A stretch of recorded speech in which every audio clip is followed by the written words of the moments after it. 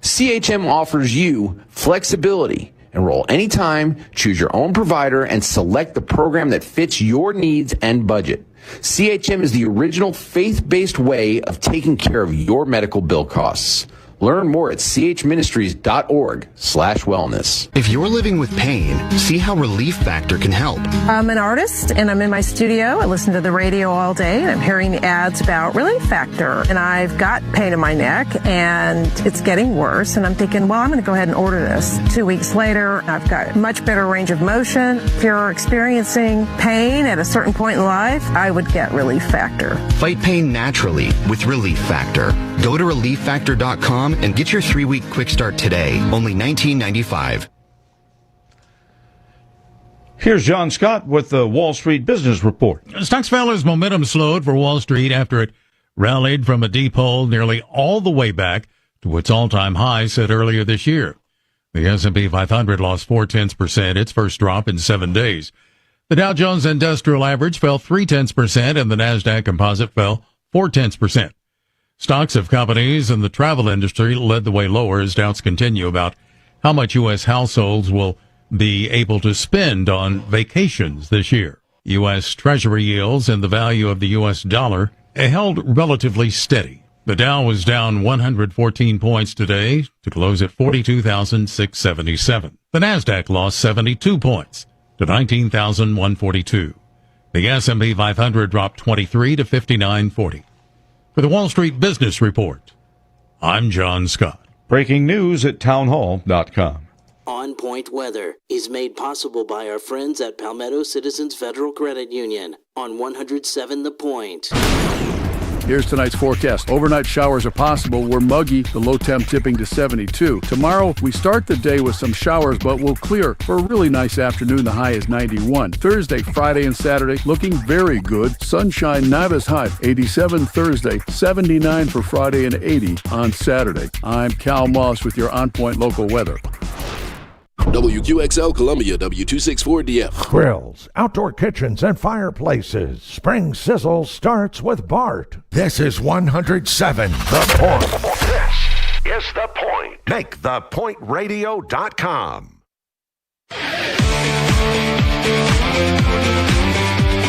This is Sports Talk with Phil Kornblut and Chris Bergen. Sports Talk is heard across the state on radio affiliates of the Sports Talk Media Network and is streaming live on SportsTalkSC.com, as well as Twitter, Facebook, and YouTube. The South Carolina Education Lottery lucky number to call in is 888-898-2525. That's 888-898-2525. Now, here are Phil and Chris with tonight's edition of Sports Talk. And good evening, everybody. Welcome to Sports Talk Media Network. Great to be with you once again tonight. We are on the road, Hoover, Alabama. SEC tournament underway, day number 1, single elimination this time around. You know, we normally come here, even with really bad South Carolina teams, you're going to have at least one overnight stay because it was double elimination. Not anymore. This is single elimination with a 16-team field. Could be a one-day stay for the Gamecocks, or they might put something together and put a little run on the field here at the SEC tournament and surprise some people. You know, they're playing Florida right now. They're leading 1-0 in the bottom of the second. And, of course, Florida, with their power, it's possible they could turn it on at any moment and put a 5 spot on the board against the Gamecocks. But the pitching matchup, I think, favors South Carolina.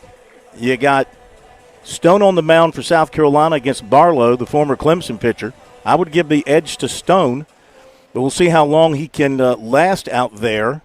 And if he can keep the Gamecocks in the ballgame, they're going to have to take advantage of opportunities when it comes their way. They had an opportunity, a big opportunity, in the top of the first to put a big number on the board. They loaded the bases with nobody out and had a pretty good hitter at the plate in Woita. But, you know, pretty much the story of the Gamecock season, ground ball double play, did score a run, but it killed the chance for a big early start for South Carolina. They do lead at 1-0 in the bottom of the second. So we're here to to keep an eye on things, South Carolina and Florida. No Chris Bergen tonight. He's off at a graduation. He's got a family member who is graduating high school tonight, I believe. So congratulations to the Bergen family. Also, I want to send a quick shout-out to Matt Smith and the Smith family. Matt's dad had a little surgery here this week and is in the recovery mode, and we wish him the very best, and the Smith family the very best as well. Hear good things coming from Matt there, so keep your thoughts on the Smith family as well, as also you continue to think about and pull for Jim Toman for a recovery from his surgery last week. So we got a lot of people to think about, positive ways, positive vibes here on Sports Talk. Coming up tonight, Eric Bakich, Clemson baseball coach, will join us from the ACC tournament in Durham. We'll update that scoreboard in a moment and other scores as well. Tigers will play Virginia Tech tomorrow in their first game as the number 5 seed, so we'll get his thoughts on that coming up. And at 7:35, weekly visit from Josh Harris, president of Darlington, coming off the All-Star race. You know, I thought the All-Star race was pretty good. First of all, the crowd. I know it's a smaller facility, but the crowd was fantastic. I mean, you got to love a NASCAR race where the stands are absolutely packed, and then there are people standing. It looked like the entire circumference of the track. People were standing along the wall, along the fence. I thought it made for a great look on television. The racing was good, very tight racing, and exciting finish for $1 million for Christopher Bell and company. So we'll talk with him about things happening in NASCAR. I know last night, being at the Hall of Fame, we didn't get a chance to take many phone calls or check out many text messages. We'll do all that tonight and catch up on some other things. The phone number to reach us on, as always, is 888-898-2525. Don't let our location and don't let the fact that there's a ball game going on interfere with your desire and effort to call. 888-898-2525. Good night to call. Pretty wide open.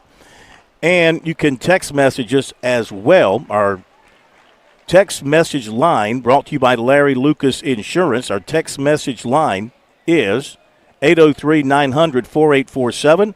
803-900-4847.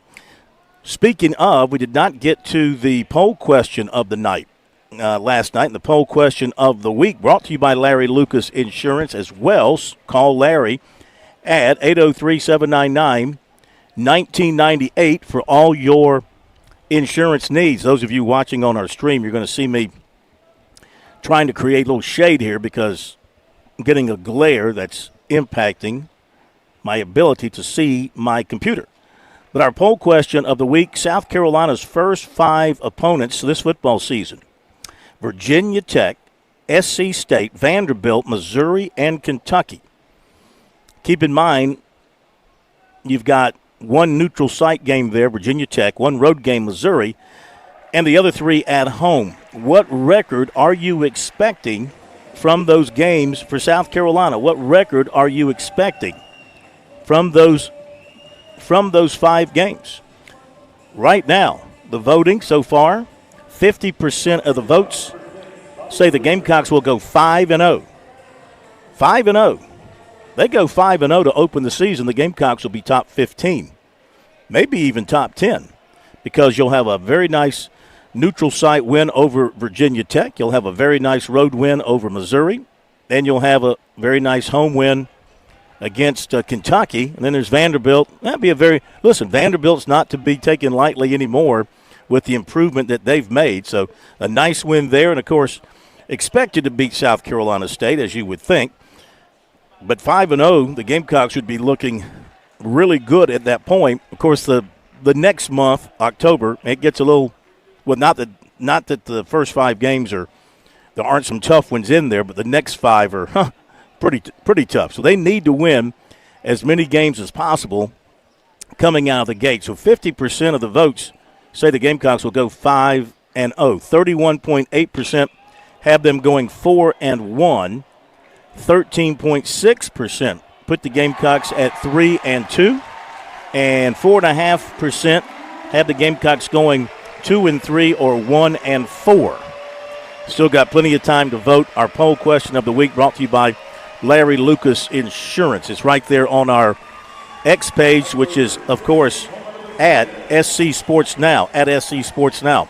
And don't forget, of course, to download the very free and very useful Chief Sports app, CHIEF Sports app, the Chief Sports app, to pick us up on a stream wherever you are, on your phone or on your tablet or whatever device you've got. Anywhere you go, you can find us there. It's a great app. There are a lot of shows on there, not just ours. There are a lot of shows on there you can listen to. And it's a very simple way to get Sports Talk if you're not able to get us over one of our outstanding radio stations. You can, of course, also watch us on YouTube, our YouTube stream, our X stream. We're on Facebook as well. All those places you can find us. As I was talking, Florida takes the lead 3-1. A 3-run homer to center field by Bozer. So the inning looked like this so far. This coming with 2 outs, by the way. That really hurts.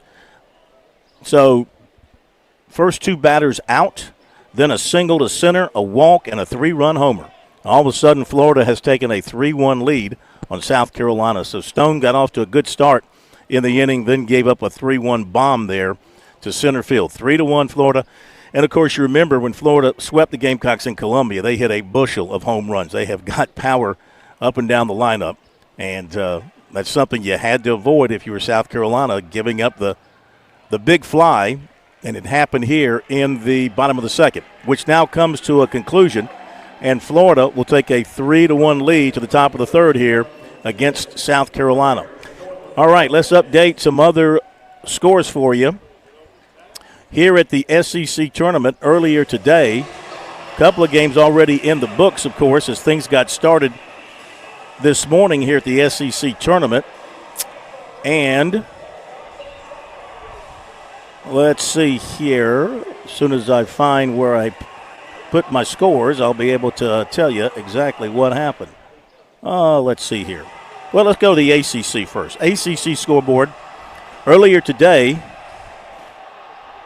Virginia Tech beat Stanford 7-4. So Virginia Tech, the 12 seed, beat the 13 seed Stanford 7-4, 7-11-0 for Virginia Tech, 4-7-0 for Stanford. So Virginia Tech advances to play Clemson. The number 16 seed, the worst team in the field, California, put a thumping on Miami. They run-ruled Miami 12-2. 12-13-1 for the Bears, 2-5-2 for Miami.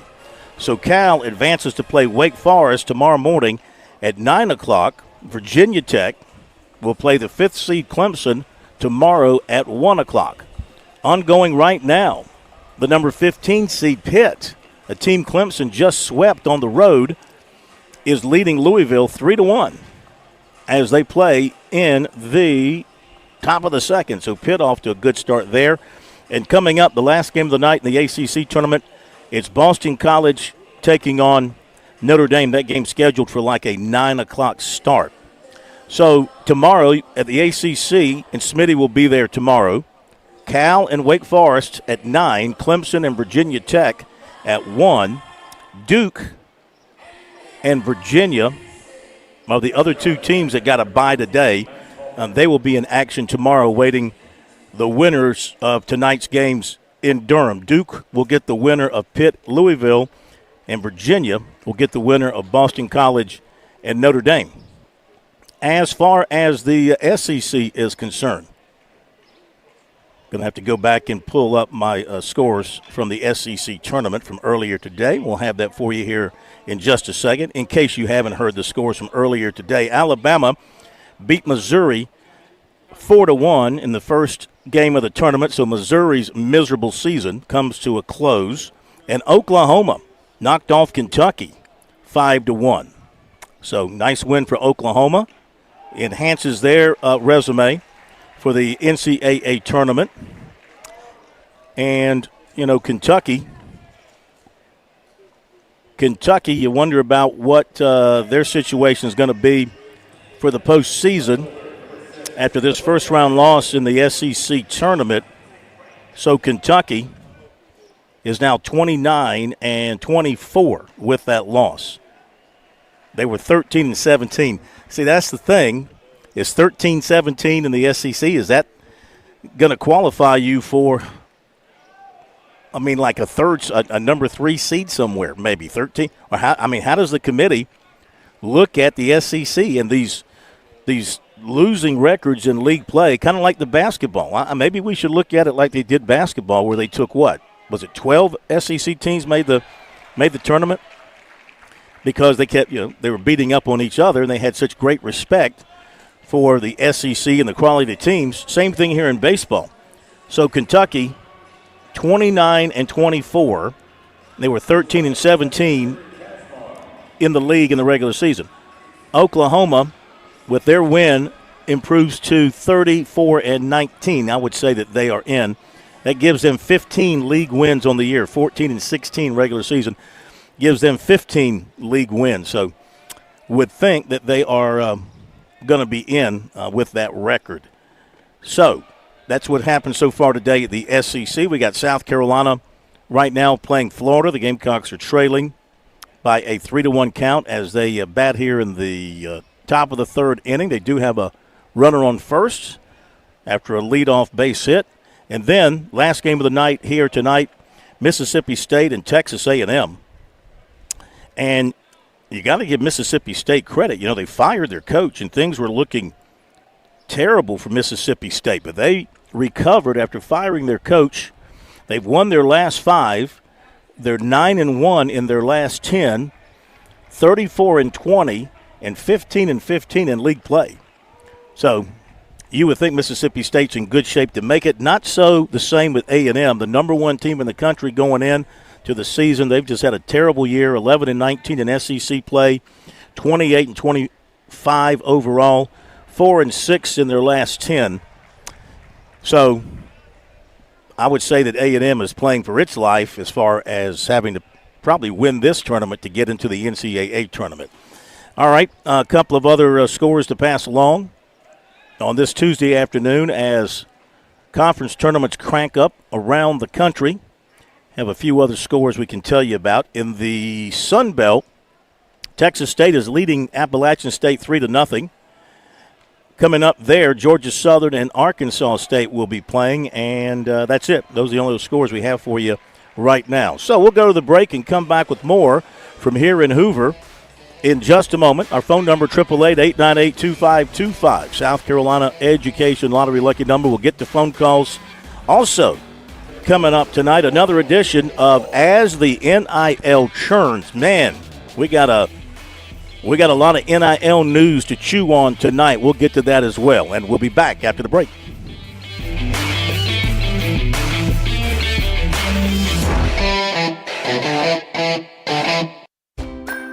When I grow up, I want to be a nurse. I want to be an engineer. I want to be a teacher. There's never been a better time to start making their dreams come true. Future Scholar, South Carolina's 529 college savings plan, makes it easy to save for their future education. Contributions are tax deductible, earnings are tax free, and you can start saving right now with any amount. Go to futurescholar.com today to discover the smart, easy way to save for college. That's futurescholar.com. Are you in the market for an auto loan? Move now. Get an auto loan from Founders Federal Credit Union now through October 31st, and you'll be entered to win up to $25,000 toward your qualifying auto loan and a $5,000 deposit into your Loyalty Select account. Loyalty Select is our highest yield savings account. Leave it there to grow or transfer it out to spend. And the best part? We'll be choosing monthly winners. So the earlier you get your auto loan, the more chances you have to win. So don't wait. Visit foundersfcu.com/auto to learn more or begin your auto loan application today. Not a Founders member yet? Visit us online or stop by an office to learn more about Founders and see if you qualify for membership. We have the financial tools you'll need and the personalized service you deserve. Relax, you're with Founders. Terms and conditions apply. Membership qualification required. Black Betty, bam lamb, whoa, Black Betty, bam lamb, Black Betty had a child.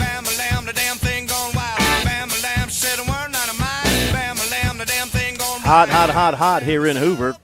Upper 80s, heavy humidity.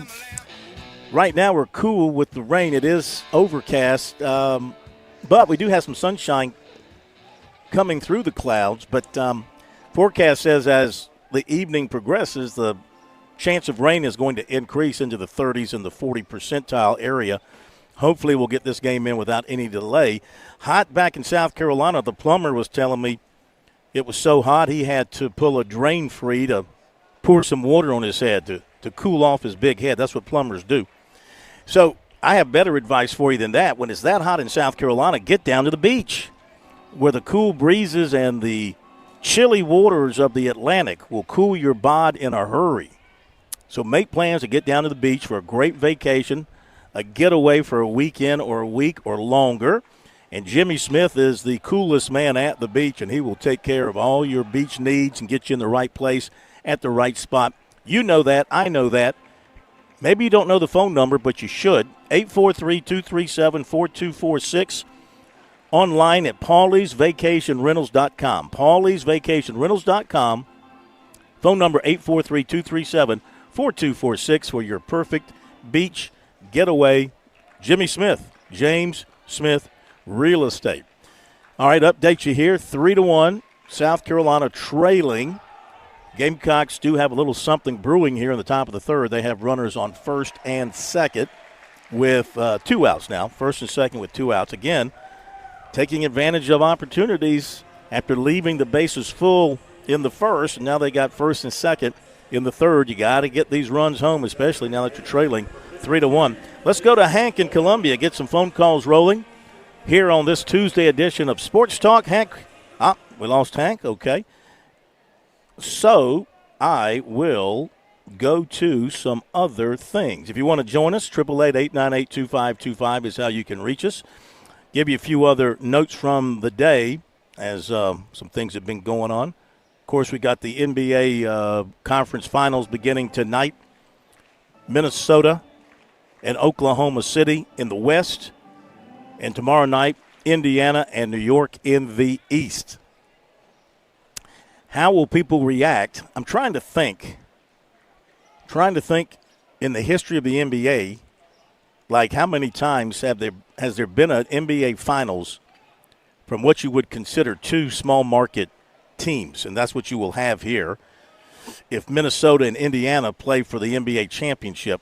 I know it's happened some, but typically you've had a Boston, you've had a Los Angeles, you've had a Golden State, you've had a Detroit. I mean, these are all big cities. Miami, would you consider Miami a major market? I think you consider Miami a major market. Not San Antonio. I'd say San Antonio is like a mid-major. It hasn't happened very often. I wonder what, and this is a test for the NBA. Test for the NBA and the interest in the NBA and in professional basketball. If people are going to watch a couple of nondescript teams, I mean a couple of teams without the legacies, the traditions of the more established championship teams from over the years. I'm not saying it won't be great basketball.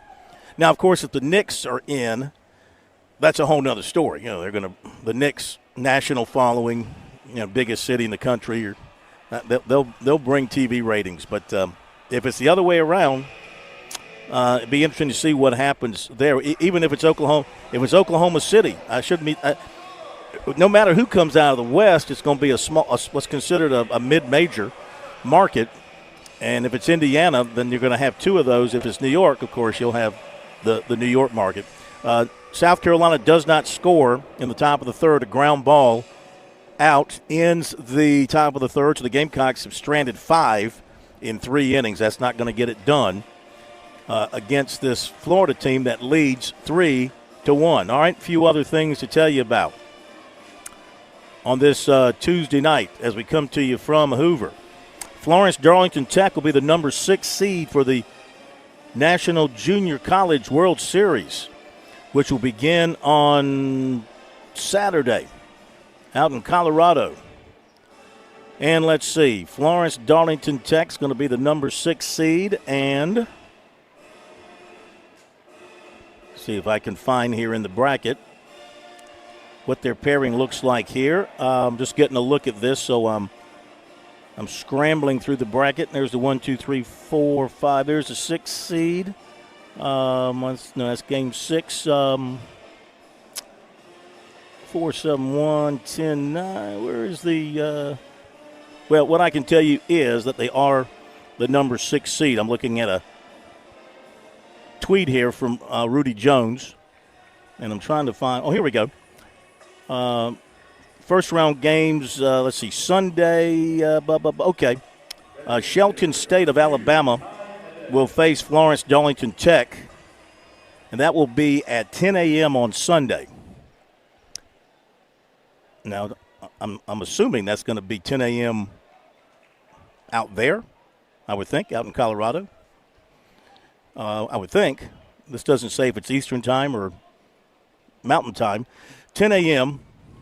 The Stingers are 51-10, and Shelton State of Alabama is 48-12. So there you go. The first opponent for Florence Darlington Tech will be Shelton State out of Alabama, and the Stingers are going to be the number 6 seed out there playing on Sunday morning. The Braves in action tonight against Washington, and it's the return of a big, important pitcher. Spencer Strider is back after, well, he had the arm injury, and then he had the hamstring injury, and he's been rehabbing and working his way back, and he'll be on the mound tonight for the Braves as they take on the Nationals. And, of course, the Braves are hoping he's going to do what he does, which is strike out a lot of people and give that pitching staff a real lift. And let's see if there's anything else here I want to mention. There's a report the Notre Dame and Southern Cal rivalry, that series is in danger of ending. We got to talk about this. These two programs have played each other 95 times since 1924, but because of the playoff situation, with the playoffs expanding, and they always play at the end of the year, or usually towards the end of the year. I take that back. They play in October. There is some concern about them being able to continue. We'll talk about that when we come back. On Point Weather is made possible by our friends at Palmetto Citizens Federal Credit Union on 107 The Point. Here's tonight's forecast. Overnight showers are possible. We're muggy, the low temp tipping to 72. Tomorrow, we start the day with some showers, but we'll clear for a really nice afternoon. The high is 91. Thursday, Friday, and Saturday looking very good. Sunshine, not as hot. 87 Thursday, 79 for Friday, and 80 on Saturday. I'm Cal Moss with your On Point local weather. Hey y'all, it's Ted from Flight Deck Restaurant. We're introducing the Wing and a Prayer Wednesday special. Purchase an order of wings and a drink and get a free gift card for the arcade. We have some of the most mouth-watering jumbo wings like flamethrower hot wings, barbecue wings, teriyaki wings, honey mustard wings, terry hot wings. You can get a half dozen for $9.95 or a dozen for $18.95. Served with celery and choice of dressing. So come join us at Flight Deck Restaurant to enjoy some great jumbo wings and lots of fun in our new and improved arcade. And we at Flight Deck Restaurant thank y'all and God bless. With SRN News, I'm Bob Agnew. With Washington, President Trump says he had a great meeting today with members of the House as they talked about extending the Trump tax cuts in his one big, beautiful bill. There are still some intra-party disagreements over the extent of the cuts needed and also how to best trim deficit spending. The package does also include some reforms to Medicaid food stamps and green energy programs. Republicans sounding optimistic they'll be able to come together as a party and get that bill passed in the House this week. The European Union has agreed to impose fresh sanctions on Russia, notably targeting now almost 200 ships from the Russian Shadow Fleet, applying more pressure on war with Ukraine. U.S. stock indexes fell today as momentum slowed for Wall Street after it rallied from a deep hole nearly all the way back to its all-time high that was set earlier this year. The Dow Jones Industrial Average lost 114 points. This is SRN News. When your pipes panic, Franklin Plumbing and Drain Cleaning steps right in, fast and friendly. Josh and his team aren't just fixing leaks, they're restoring your peace of mind. This is when you're at your most vulnerable. You got a problem, you need a solution. They're not coming out to upsell you or talk you into something new this or new that. You'll appreciate their process. They'll tell you what needs to get done and what it'll cost before they ever even bring in their tools to start the work. They're locally owned, which unfortunately is no longer the norm in the Midlands. Franklin Plumbing and Drain Cleaning will treat every home like their own. They've done work for me, for my brother, countless numbers of Point listeners. Dial 799-2222 or visit franklinplumbing.sc.com and you tell them Kev from the Point sent you. You will experience plumbing that's more than just a fix. It's a solution from people who care about their work and stand by it. When you need them, please don't panic. Just call Franklin Plumbing and Drain Cleaning, 799-2222. Tradition and quality. That's what you get with H&J Cattle Company, where local third-generation farmers ensure you receive the finest beef in South Carolina. Our registered Hereford and Wagyu cattle are raised with sustainable practices without growth hormones, antibiotics, or animal byproducts. Taste the difference with the highest quality beef guaranteed. Order now at HandJCattle.com or on Instagram and Facebook at H&J Cattle. Again, HandJCattle.com, where ethics meets quality. Escape the hustle and bustle of everyday life with Spa MD, your sanctuary of rejuvenation. Feel the tension melt away as our expert team guides you through your customized wellness journey. From soothing massages to revitalizing treatments, we promise a remarkable experience that leaves you feeling renewed and empowered. Discover the calm within every visit. Reach out at 251-9400 or online at visitspamd.com to explore your options. Your oasis of tranquility awaits. Hi, I'm Dondi Mercer-Plank. Whether you're a seasoned gardener or just starting, let me introduce you to Grow Your Garden with Sal, your go-to spot for everything you need this season. As a South Carolina certified farm, they offer locally grown vegetable seedlings, plants, and seeds to help your garden thrive. And don't worry if you don't have a green thumb, Sal and her team will teach you how to grow with confidence. Shop online at growyourgardenwithsal.com or stop by 113 Hilltop Drive in Columbia. It's painting season in the Midlands, and Southern Palmetto Painting and Renovation sets the tone for inspired living. Watch your home change from ordinary to outstanding with colors that liven every wall and craftsmanship you can trust. Michael and his team are fully licensed, bonded, and insured. They care for every detail inside and out of your home. Let's give your home the style and care it deserves. Call 922-5615. Southern Palmetto Painting and Renovations, where every project reflects pride.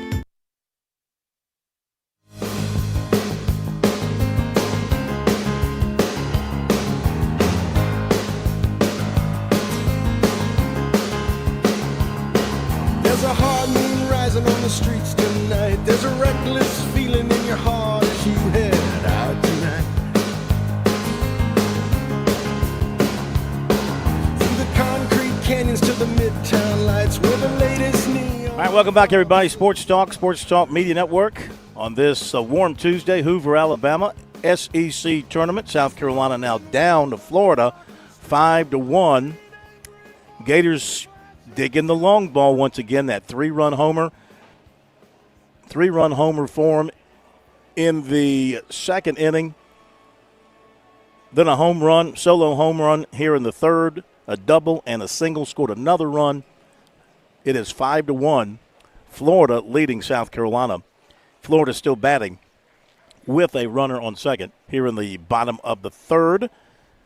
Clemson in the ACC tournament tomorrow. Matt Smith will be in Durham, North Carolina to cover the Tigers as they take on Virginia Tech. In just a moment, we'll have Coach Eric Bakich with us. As soon as I get the word that he's ready to go, they were either getting on or getting off the bus when we dialed him up. So, Plummer, let me know when he's ready, and we'll go to Coach Bakich to talk about the matchup with Virginia Tech. As soon as you let me know on that, we'll go to him. All right. I was told to stand by. Those magical words, stand by.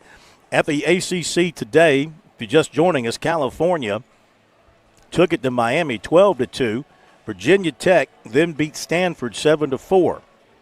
Pittsburgh is leading Louisville 4-1. That's in the top of the second. And coming up, it's Boston College and Notre Dame.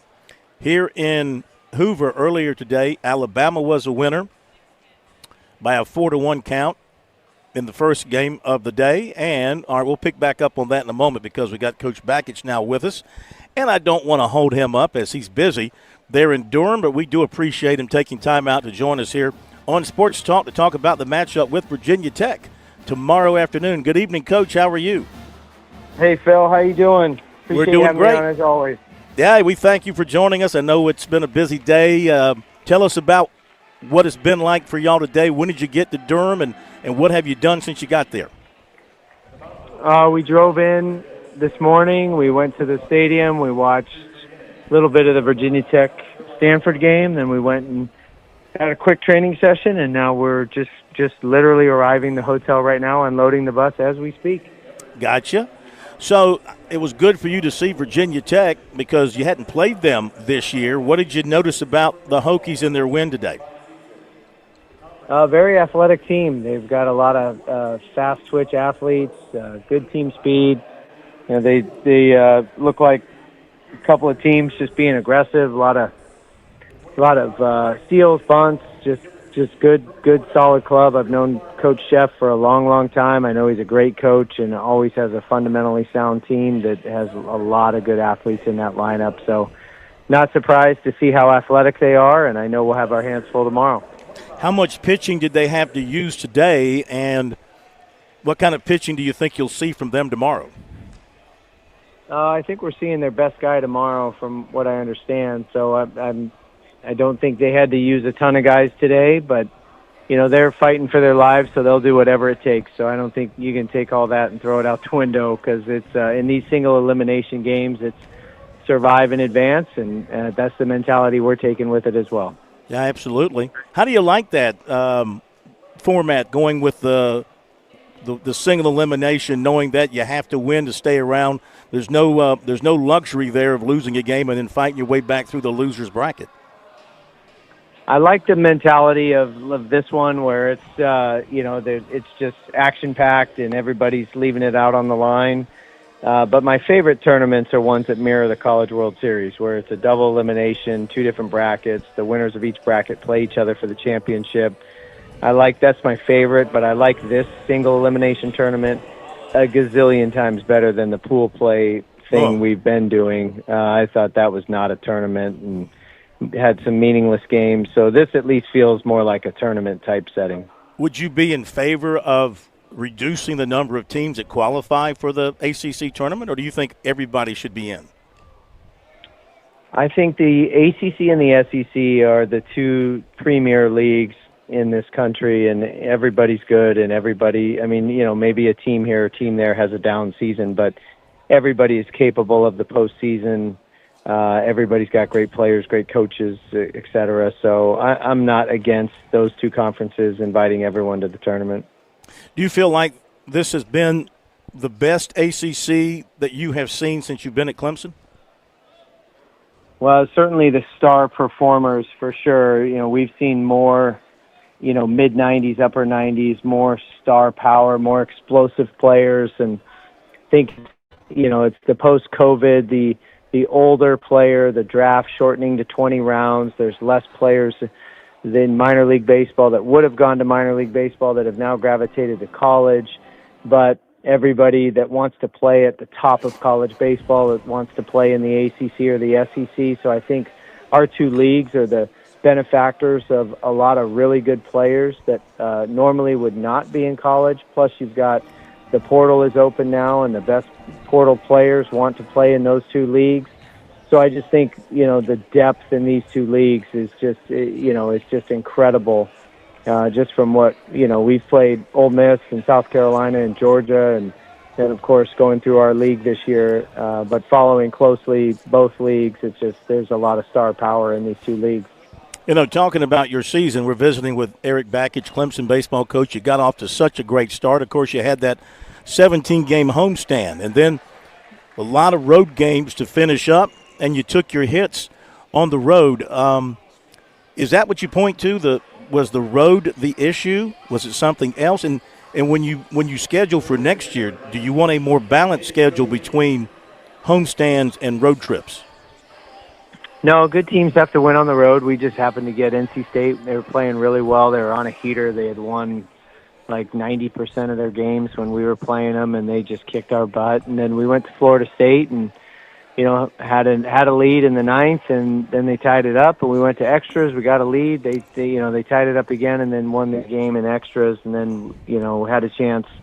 Certainly, that would have been a huge road series win, but I thought we played okay in the first two games of the Florida State series, and then, the Duke series, again, really good teams, and they just outplayed us that weekend, so we lost that series. But that's all good, Phil. I mean, nobody goes wire to wire. We won the first 7 conference weekends, and, we had to eat a little humble pie, but the way we played against Pitt, the way we responded on the road at Pitt, I thought we played our best baseball of the year, and it was very encouraging going into the postseason with the level of confidence our guys have right now, knowing that they got knocked down for 3 straight weeks, but now they've gotten up stronger than they've ever been.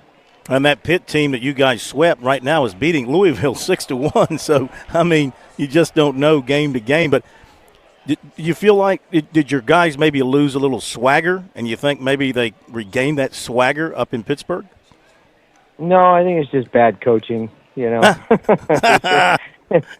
The coaches lose all the games, the players win all the games. So, it's just – and I look back at – honestly, I'm joking, but I'm not, because I look back at all the decision-making in those games, whether it was Game 3 against Louisville or that first game of Florida State, and just there was a path to victory in both of those, where one decision here or there, you should have bunted, you shouldn't have bunted, you should have left him in, you should have took him out, all the things. So it's just all those things get magnified when you lose a few in a row. But I do like the way our guys have responded. And whatever you want to point to as reasons why we stumbled, again, nobody goes wire to wire anymore. And where we're sitting right now and the confidence level that we have, it's a good feeling. It's where we want to be. It feels like that adversity that we faced turned out to be a really good thing, because we had our best weekend of the year just this past weekend, and we're taking that momentum into this tournament. Visiting with Coach Eric Bakich, Clemson baseball coach, Tigers and Virginia Tech at 1 o'clock tomorrow. All right, who are you going to send out to the mound? We're sending Aiden Canuck. He's going out there for us, and he's our guy, and we're looking forward to him having another great outing. So everything is like on, at least as far as your first 2 games, would be on your normal rotation, everybody properly rested and that sort of thing? Yeah, everybody is. The only guy we won't throw tomorrow is I say that, but we might. But I think, Drew Titsworth, he would be our game 2 starter. But, it's we've been in these types of tournaments before. Every game in the ACC tournament this year is an elimination game, so you don't want to hold anything back. You don't want to save anybody. You don't want to pace yourself. You want to approach each game like it's the only game you're playing that week, because it very well could be. And so I think we're taking that approach, and that's a fun way to look at it, because anytime you're playing an opponent who's looking at it like there is no tomorrow and they're going to do whatever it takes to play as hard as they can for as long as they can, that's dangerous. And so I'm looking at us as we're a dangerous team right now. Tell us more about the pitcher you started in Game 3 at Pitt. Talon Bell, true freshman. He's one of those guys, like kind of I alluded to, that if the draft were still longer, he probably wouldn't be in school. He was the Gatorade Player of the Year in the state of Florida last year as a high school senior. He's a true freshman. Yeah, the only reason he made it to campus is because he had an injury and had the internal brace to the Tommy John ligament, which isn't a full 12-month recovery. It's more like an 8-9 month recovery. So he just started contributing for us at the end of March, early April. So he hasn't logged that many innings, but he has quickly asserted himself as one of our better pitchers, specifically with some guys out to injury, guys like Ethan Darden and so forth. So he has jumped into the rotation and really done a nice job. And each week that goes on, his pitch count gets a little bit higher. So for him to throw 4 scoreless innings against Pitt, against a good hitting team, that was pretty special. Would you, if you get to a third game, would you expect that he would be your starter? Yeah, unless we needed him in the first two. Yeah, sure. If he was still available and had not thrown, he's only available once a weekend or once a week. So whenever we use him, whether that's relief or starting, that's the only appearance he'll make for the week. That's just part of his rehab protocol. So he's not a guy that can pitch multiple times on the weekend. So we have to be smart when we do use him, but it's not off the table. If we need to use him in relief to get to Game 3, we certainly would do that. What is the update on Darden?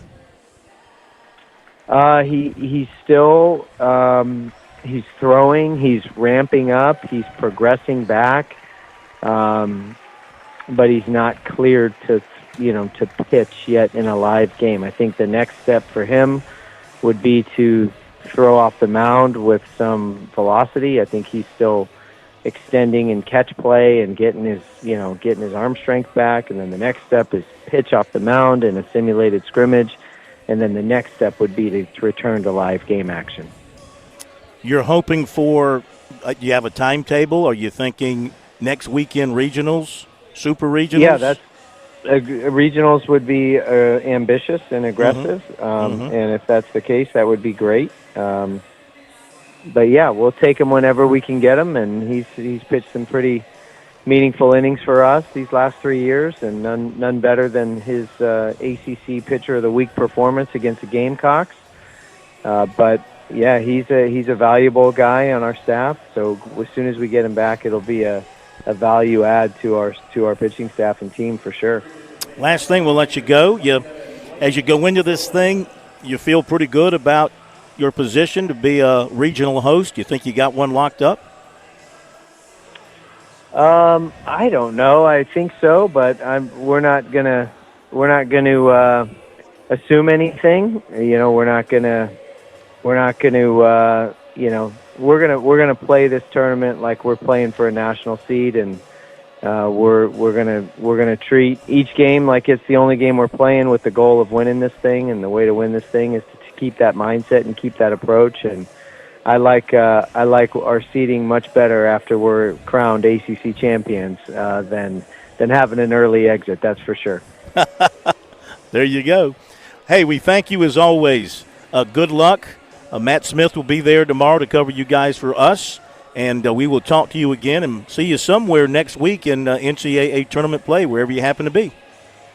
That sounds great, Phil. Appreciate you having me as always. Thank you, Coach. We thank you as always for your time. That's Eric Bakich, Clemson baseball coach. He doesn't back up at all in talking about what his team might be doing and where it might be going. Honestly speaking, about feeling like they're in great shape to host a regional, but go win the ACC championship. Won't have to worry about that thought. Pitching change for Florida. Gators leading 5-1. Gamecocks with 2 on, top of the fourth. I'm State Treasurer Curtis Loftus. Whether it's becoming a teacher, dentist, or engineer, every child deserves the chance to chase their dreams. Investing in a child's education with Future Scholar, South Carolina's 529 College Savings Plan, can help turn those big dreams into next steps. So don't wait. You can start with any amount. Contributions are tax deductible and earnings grow tax-free. Discover the smart, easy way to save for college at futurescholar.com. Traveling can be the worst, especially when you can't find your favorite show. Well, don't worry. We've got the perfect way to keep up with everything happening in the Palmetto State when you're away from home. Just pull up the Chief Sports app on your mobile device, and you can listen live to Sports Talk. All right, welcome in, everybody. Sports Talk Media Network. So the next time you can't find us on one of our great radio affiliates, just log on to the Chief Sports app, the best way to stay connected with the Sports Talk Media Network.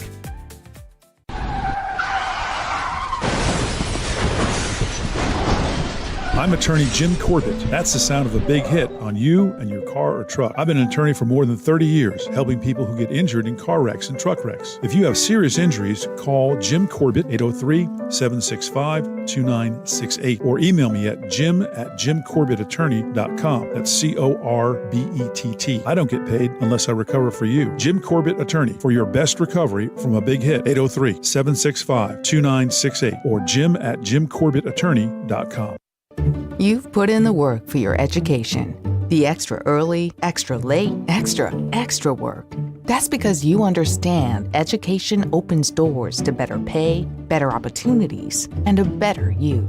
Being educated about playing the lottery is no different. It helps you be a better player, one who knows when to play and when to take a rain check.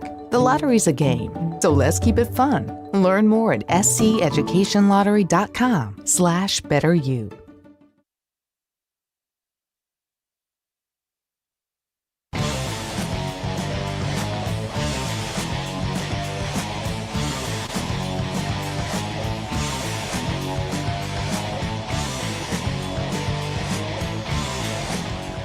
Now, South Carolina strands 2 more in the top of the 4th. They've left 7. We talked about having to get hits when the opportunity comes up. They've not had the clutch hit to this point. Florida has played the long ball with the Gamecocks with a couple of home runs. 4 of their runs coming off home runs so far in the ball game. Gamecocks are 1 for 6 with runners on, 0 for 5 with runners in scoring position, compared to Florida's 2 for 5, which is .400. Gamecocks 1 for 5 with 2 outs, so those numbers aren't encouraging if you're South Carolina. Gamecocks have gone to the bullpen, and Guarino has come in. Stone is out after 3. He allowed 6 hits, 5 runs all earned, struck out 3, walked 2. So he was not the better pitcher in this one, as I thought he might. I thought the Gamecocks might have the advantage there. But Barlow, who's also out of the game, 3 2/3 for him, 4 hits, an earned run. He did walk 3. He struck out 2. So they've gone to the pen both ways now in this one, with Florida leading 5-1. All right, let me catch up on a few other things. News from NASCAR late this afternoon. They've named their inductees to the Hall of Fame at NASCAR. Came out this afternoon. The new Hall of Fame class for 2026, it's a 3-person group. It's the 16th group of inductees since the inception of the NASCAR Hall of Fame. And the 3 going in are Kurt Busch, Harry Gant, and Ray Hendrick. In addition, Humpy Wheeler, the former Gamecock, was named the recipient of the Landmark Award for Outstanding Contributions to NASCAR. That is certainly deserved based on everything he did over the years at Charlotte Motor Speedway, or whatever they call it now. Members of the NASCAR Hall of Fame voting panel met today in an in-person closed session at the Charlotte Convention Center to debate and vote upon the 15 nominees for the induction class of 2026 and the 5 nominees for the Landmark Award. So once again, Hall of Famers, Kurt Busch, Harry Gant, and Ray Hendrick. And we will talk more about that with Josh Harris when he joins us at 7:35. President of Darlington will certainly have some thoughts on that incoming class of Hall of Famers for NASCAR. Okay, had some other notes to talk about tonight. If you want to join us, 888-898-2525, South Carolina Education Lottery Lucky number. And, of course, text message. You can reach us there as well, 803-900-4847. Couple of text messages. Anonymous. No, this has actually got a name to it. Luke writes and says he heard some talk show host put out the idea of the NFL draft having a lottery just like the NBA. My thoughts on that. Well, first of all, I would say absolutely not. Absolutely, positively no. I hate the draft lottery. I just think it demeans your sport. And I see nothing. In fact, the viewership for this year's draft lottery, tanked. Like, nobody's going to watch it. Nobody's watching it. Yeah, and I just think it says a very not positive thing about your sport if you feel like you have to have a lottery because you think people are tanking, Then again, I've had, we had this discussion, I think, a week or two ago, and a very smart caller or texter brought up the idea, the fact that in Major League Baseball with the trade deadline, teams trade away their best players if they're out of the race in July. That's like tanking, isn't it? And it is in some way. But what they're talking about with the NBA, that what brought this on was, the actual on-the-court quitting and not performing. I think like in baseball, if you trade away your best players, you're bringing up younger players, and they're going to play hard, and you're going to get good performances and good games from these young guys trying to impress and trying to make a club. I've talked about the NFL and how teams out of the playoff race the last week of the regular season will go out and play a great game and beat a team to knock them out of the playoffs. And I think in football, you're getting hit to the head and to the body, and you can't go half speed. You can't just fool around on a football field. You'll get killed. So I don't see that happening. And I don't see the NFL going to a lottery, unless for some reason they come up with the cockamamie idea that they can make money off of it from a television standpoint and sell it to a streaming device. Sell it to Hulu or sell it to Amazon or whatever. One thing about the NFL, if they can make money off of it, they'll consider it. So, but I'm hopeful that is not going to happen. And then one more. This is from Anonymous here. Korn never in capital letters. Korn never pays when he loses a bet. Plummer, did you write that note? Is your phone number 803? Should I put it out there? No, it's not my note, but I think I know whose it is. I think it's Andy's. That's just a bitter. I think it's Andy's. That's just a bitter individual who wrote that. I pay off. I don't lose bets very often. And you did last week. Well, but I won a bet. I won a bet with the Yankees and the Mets. So in the betting business, in the gambling business, we call that a wash. If I do recall, there was not an actual bet against the Yankees and the Mets. My understanding was, my interpretation, my impression was there was gambling and there was a bet placed on that series. So in my world, that's called a wash. That means I don't owe you and you don't owe me. Get over it. All right, top of the hour. We'll be back. We're going to have an edition of As the NIL Churns coming up. A lot of things going on there. We'll be back. Top of the hour break.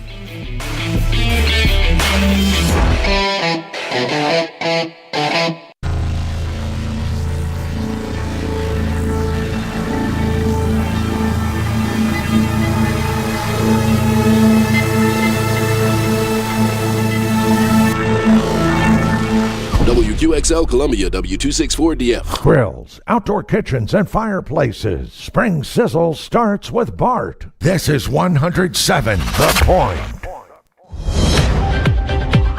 Breaking news this hour at townhall.com. I'm Bob Agnew in Washington. Another round of twisters hit the central U.S. after 4 days of tornadoes, thunderstorms, and heavy rain.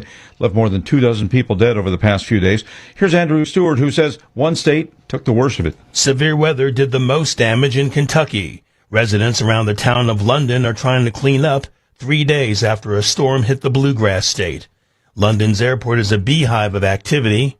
Residents there are picking up water, food, diapers, and other supplies. That is Andrew Stewart reporting at least 4 tornadoes were confirmed in Oklahoma and Nebraska on Monday. Thousands lost power and several states and homes were destroyed in several states. And the National Weather Service says the region can expect more bad weather over the next few days. President Trump today imploring House Republicans on Capitol Hill to drop their opposition to his big, beautiful tax cut bill. It's not clear whether they'll be able to bring everybody together, but Republican leaders are sounding an optimistic tone they'll get the bill passed this week.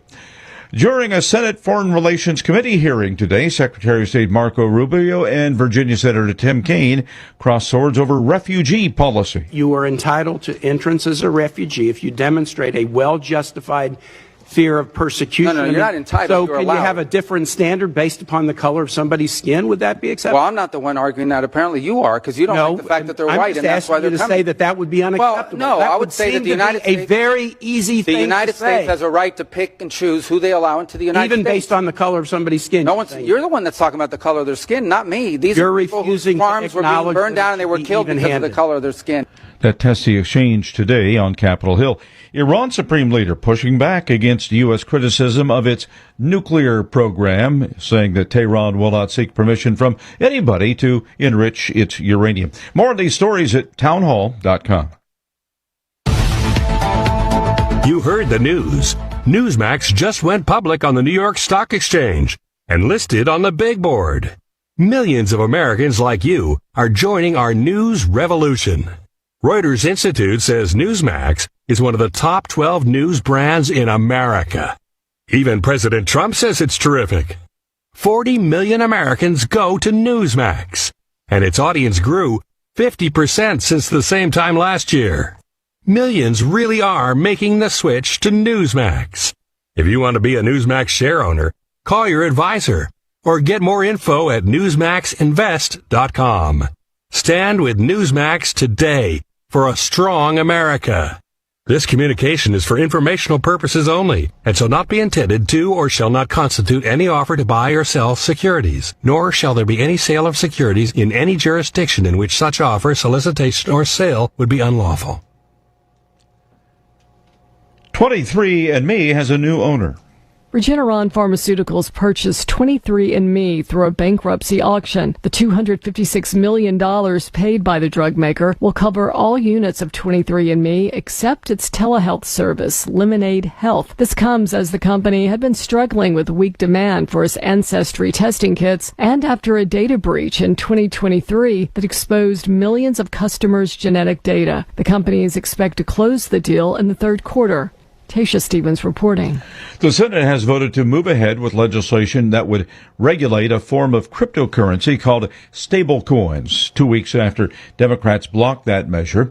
Monday's procedural vote keeps one of President Trump's top legislative priorities on track for passage, and it also highlights a growing political strength of the cryptocurrency industry. Breaking news and analysis at townhall.com. On Point Weather is made possible by our friends at Palmetto Citizens Federal Credit Union on 107 The Point. Here's tonight's forecast. Overnight showers are possible. We're muggy, the low temp tipping to 72. Tomorrow, we start the day with some showers, but we'll clear for a really nice afternoon. The high is 91. Thursday, Friday, and Saturday looking very good. Sunshine not as high. 87 Thursday, 79 for Friday, and 80 on Saturday. I'm Cal Moss with your On Point local weather. WQXL Columbia, W264DF. Grills, outdoor kitchens, and fireplaces. Spring Sizzle starts with Bart. This is 107 The Point. This is The Point. Make thepointradio.com.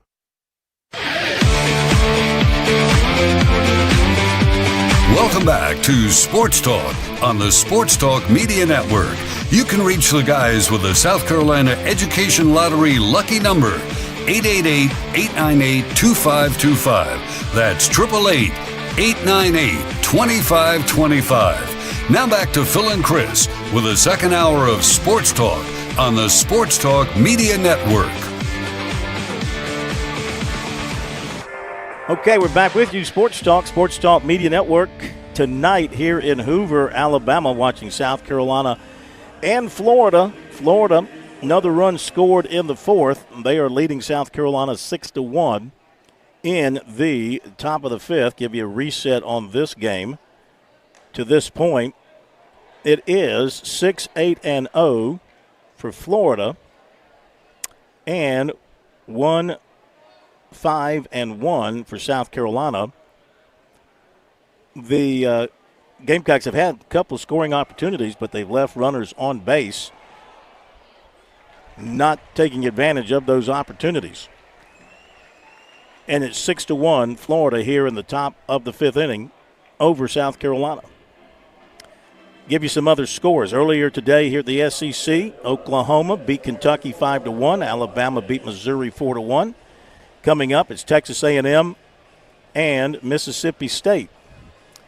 At the ACC tournament in Durham, as we just had, on with us, Coach Eric Bakich from Clemson. The Tigers will play Virginia Tech tomorrow at 1 o'clock. Matt Smith will be there. Virginia Tech today beat Stanford 7-4. Aiden Canuck will start tomorrow for Clemson. As they go with their regular rotation, they've had enough rest now to be able to do their regular rotation. So Canuck will go tomorrow, and assuming they win, and they don't have to use Titsworth tomorrow, they'll go with Titsworth. Game 2 on Thursday, and then Game 3, as he talked about, the freshman Bell, who pitched so well for him up at Pittsburgh, is going to get that start. Virginia Tech beat Stanford 7-4, just a little bit more on that. 7-11-0 for Virginia Tech to 4-7-0 for Stanford. And taking a look at a couple of things here related to Virginia Tech and their performance today, they did have one home run. That was by Jordan, their DH. And they used 4 of their pitchers. Their starter went 4 2/3, and he threw 54 pitches. Just looking at their relievers, Crowell got the win, and he threw 10 pitches. They had one reliever throw 33 pitches. Imagine he won't be available tomorrow. And then another reliever who threw 45 pitches. Now, he got the save. That's Manning. That's his 5th save, so he's probably their closer. He threw 45 pitches. So I don't know if you can come back the next day after throwing 45 pitches like that under duress. So it'll be Virginia Tech and Clemson tomorrow, 1 o'clock in Durham. Okay, let's give you some other scores from college baseball tournaments going on. So we talked about the ACC. Let's take a look at the there aren't a lot of tournaments underway involving teams of interest to us. The Big 12 tournament, no, that begins tomorrow. Sorry about that. Same thing with the Big East. Yeah, a lot of these tournaments begin tomorrow. The Big South begins tomorrow. Winthrop, Radford, Presbyterian, and Charleston Southern. The Big Ten is underway. In 10 innings, Illinois beat Michigan 6-5, and Rutgers beat Indiana today 5-2. Michigan State and Nebraska, the other game being played there. CAA begins tomorrow. William & Mary plays the College of Charleston, and Elon plays Campbell. Charleston, if they win, would get Northeastern in day 2. And let's see if there's anything else here of interest. Before we move on here, I want to check on the Southern Conference Tournament, and they begin tomorrow. Fluor Field in Greenville, VMI in Western Carolina, and Wofford and Greensboro. First 2 games of that tournament coming up tomorrow. And the Sun Belt. Keep an eye on the Sun Belt. They did begin today. Texas State is leading Appalachian State top of the 9th, 3-0. That's the first game. Coming up is Georgia Southern and Arkansas State. Coastal Carolina will play at, 5 o'clock tomorrow. I don't know if that's Eastern or where are they playing this thing, in Montgomery. I don't know if that's Eastern or Central. I'm going to go with Eastern, 5 o'clock. So Coastal Carolina awaiting their opponent for tomorrow. Okay, so that's it on the baseball scores. I'll update here in just a moment. I don't want to jump in too soon, just because I don't want to be accused of doing any play-by-play. So we'll give it another couple of moments before we tell you about what's happened here in this one, South Carolina and Florida, as we're playing here in the bottom of the 5th. I guess I can go ahead now. It's been long enough since the play happened. We have another home run for Florida. Their 3rd of the game. Yost homered to right center. Right center for Yost, a home run. That makes it 7-1.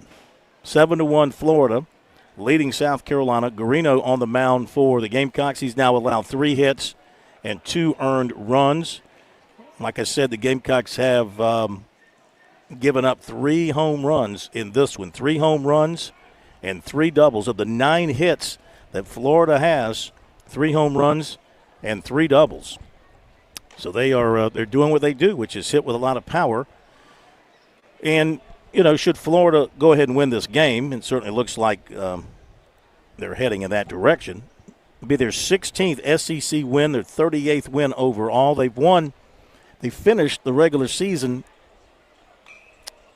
winning their last 6 series, I believe. They had a great finish to the regular season. I think they won their last 6 series. So, going to be hard not to think about Florida as a regional host. Who's going to host from the SEC? Texas, Arkansas, LSU, Vanderbilt, Georgia. You'd say those 5 are locks. That's 5 of the 16. You'd say those 5 are locks. Auburn, 17 SEC wins. I'd say that's a lock. That's 6. Then it kind of gets down to the discussion stage. Ole Miss, Tennessee, Alabama, all had 16 SEC wins. How many of those?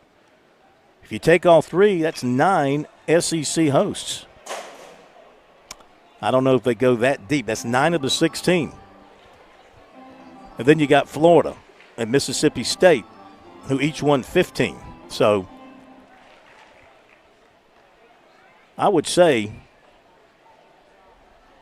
they might get those 9 for the SEC. They might get those 9 because they look at the best teams and want to reward the best teams with the right to host. I know Tennessee didn't have the kind of year, as it turned out, that they had hoped to have after being so highly ranked and having such a great start where they won, their first 20 games. They've gone 5-5 in their last 10. Ole Miss 5-5 in their last 10. Vanderbilt, Georgia, and Auburn 7-3 in their last 10. I mean, nobody's been red hot except for Mississippi State. When I say red hot, I mean winning a very large number of their games in the last 10. Mississippi State 9-1. They've been the hottest team in the league. 34 wins, 15 in the league, maybe. I don't know, too little too late for them to host. The thing about, if you go to a place like Mississippi State to host, you're talking about 20,000 plus for games. So, I don't know. Going to be interesting to see on Monday when the bids come out. Of course, I believe they announced the host sites on Sunday. I think Sunday afternoon they announced the host sites. Be interesting to see who from the SEC gets it. 7-1 Florida leading South Carolina as we play here in the bottom of the 5th inning. Okay, with all that being said and done, let's get to my favorite part of the program. Well, my second favorite. Well, my third favorite part. My favorite part, of course, is when I'm talking. My second favorite part is recruiting. My third favorite part now is when we talk about the world of NIL.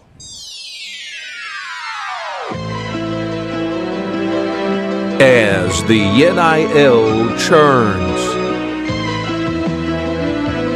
A lot of good, interesting stuff churning out of the world of the NIL in no particular order. This is a goodie. Tennessee basketball guard Zakai Ziegler has filed a lawsuit seeking a 5th year of eligibility. The lawsuit alleges the NCAA's rule permitting 4 seasons of eligibility within a 5-year eligibility window is an unlawful restraint of trade under federal and state antitrust laws. He's being represented by Litson and Garza law firm. They've asked for a preliminary injunction to allow him to compete in the upcoming season, said his attorney in a release. So, and Ziegler is alleging if he's allowed to come back to Tennessee for another season, he'll earn between $2 and $4 million. Well, not necessarily go back to Tennessee.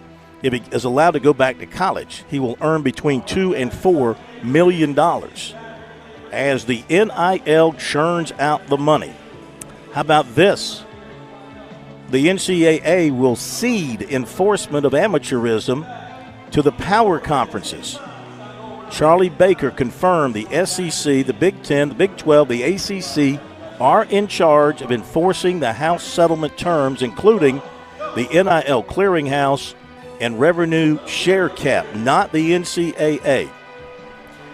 So you know what they're doing? See that big old can over there, Plummer? See that big old can? Charlie Baker's got that big right foot. He's kicking that can down the road. You guys, he said, it's your problem. You want to enforce all this stuff? Have at it. What else we got in this story? His comments were made during an event run by the Night Commission in Indianapolis, which the Night Commission, I mean, you talk about I think, a useless body. We see the Night Commission's name pop up every so often when something happens in college sports. And it's like, what do they do? When I see Night Commission, I think of Bobby Knight. What the hell does the Night Commission do? I mean, is it a think tank where they sit in a room and they think and they come up with ideas that are never followed up on? I don't know. But then here's the Night Commission now has made an appearance. So his comments signify a potential major shift in the governing body's power. The NCAA will essentially cede the enforcement of amateurism rules, player compensation restrictions, things like that, to the power conferences, and retain enforcement of other concepts like academic eligibility, in-game sports rules, and sports betting. The governing body will also continue to run championships and will pay for a significant amount of the House settlement damages. So basically the NCAA says we don't want to have to police. We rescinded our rules. Our rules have been shot down, and we don't want to be the police when it comes to the money. We'll police the other things that we can police. I don't know what else they can police. All right. Here's an interesting thing as well. From Ross Dellinger. In what he calls a stunning move, the power conferences have drafted a contract that would bind schools to new enforcement rules and require them to waive the right to sue over decisions. Sources have told YahooSports.com. That's Ross Dellinger, of course, who does a fantastic job. But now here's where you got a problem. You got 9 states whose legislatures have issued rules who say you can't punish our schools for anything. Paying the money, breaking any rules, you can't do anything. So this is going to fly in the face of that, and that's part of this story. Like he writes here, the Tennessee Senate Bill number 536, its details unearthed last week, paves the way for state schools, Tennessee, Vandy, Memphis, etc., and their affiliated collectives to break House settlement-related rules and prevents college sports' new enforcement entity from penalizing those schools. In layman's terms, the law is a launched missile towards plans from the NCAA and power conferences to police the revenue-sharing era of college sports, taking aim at the athlete compensation cap. Now, we just heard that the NCAA is backing out of that, their involvement in the enforcement side of that. So you can delete the NCAA from the formula there. They're not going to get involved. A little bit more on this document from Dellinger. The document, described as an affiliation or membership agreement, is not finalized, but a draft of the contract has been distributed to dozens of school presidents, general counsel, and ADs, some of whom push back against some of the concepts which are now being refined. The document is meant to be signed by all 70-plus power conference schools, as well as others opting into the settlement, as a way to bind the group and provide stability around the enforcement of rules, including the NIL Go clearinghouse and LBI cap management system. Okay, we'll see how that works out. And let's see what else we got here. A decision. Let's see. This is from Ross Dellinger again. Relevant info and new figures that provide a window into the NIL Clearinghouse's algorithm that it plans to use to determine the fair market value and compensation range of deals. This is the NIL Go thing, the Deloitte-run clearinghouse charged with determining if third-party NIL deals with athletes are legit and of fair market value. The clearinghouse is using an algorithm to establish a compensation range for an assortment of deals, a concept that many legal experts expect to trigger what? A bevy of legal challenges. Okay, I think that's enough.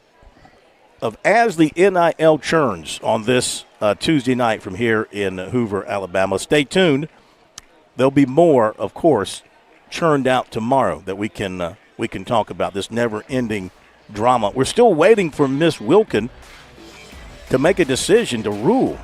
You know, they've been saying every day it's going to be the day, every day it's going to be the day, every day it's going to be the day. It's another day and no ruling yet. She's 75, so you got to give her some grace. She's probably a little slow at getting things done. All right, 7-1, South Carolina down in the 6th. They trail 7-1, bottom of the 6th. Every lottery ticket purchase keeps education in our state moving forward. In fact, the lottery has raised more than $200 million for state school buses to get our students to school safely every day. Then, the lottery helps those students go even further in their education by funding the Life, Hope, and Palmetto Fellow Scholarships. So remember, when you play the lottery, you're keeping South Carolina students on the road to success. Learn more at sceducationlottery.com/betteryou. If you're looking to grow your business, Sports Talk is here to help. Whether you're a small business owner or part of a large company in the Palmetto State, we want to hear about what you do. Sports Talk has a proven track record of delivering real results to our partners, and advertising with us is probably more affordable than you think. Our network of affiliates gives us the flexibility to work with budgets of all sizes, and our statewide coverage means that whether you're in Greenville, Orangeburg, Chesterfield, Charleston, Woodruff, or anywhere in between, your future customers are listening to Sports Talk every night. Radio remains one of the most effective ways to reach potential customers, and with our extensive reach across South Carolina, your message will be heard. Every business has a story, and we're here to help share yours. Let's find success together. Email us at sportstalkmedianetwork@gmail.com or visit sportstalksc.com to learn more about how we can help grow your business. George Bryan here with Tsunami Bar Sports and some great spring golf news. If you're ready to mash your tater, I think you need a Laginator. And if you want to get more speed and crack the whip, it's time for a mini stick. So TsunamiBarSports.com, GB10 to get 10% off the Laginator and the mini stick. That's TsunamiBarSports.com, GB10 for 10% off. The Sports Talk Recruiting Report is sponsored by Seawell's Catering.